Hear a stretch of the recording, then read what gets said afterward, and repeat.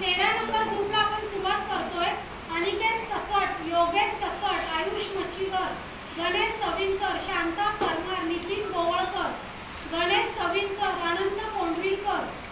Radha शितलू, Parth Dilip Vader, Dilip Lavji Vader, Mehul Vader, Lakshmi Vader, Vijay Singh, Sarvesh Kondvilkar, Vanita Nalawade, Rajshri D,